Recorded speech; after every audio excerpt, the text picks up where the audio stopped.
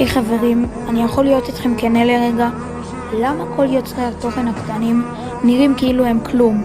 הם מעלים סרטון, עורכים טלפונים שבורים ומסכים שאי אפשר לראות איתם כמעט, מנסים את הכי טוב שלהם ורק מצפים לכמה לייקים קטנים.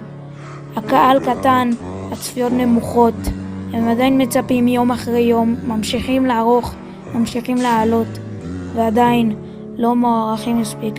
הם לא מוותרים, למרות שאתם, כן בסוף ויתרתם. אז למה להם לא מגיע את הצ'אנס הזה? להיות גדולים, כמו כל היוטיוברים האחרים.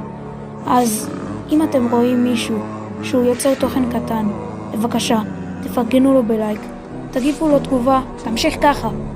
תפרגנו לו, תגידו לו, אתה יכול. כי מי שאמרתם לו את זה אתמול, יכול להיות המיסטר ביסט של מחר.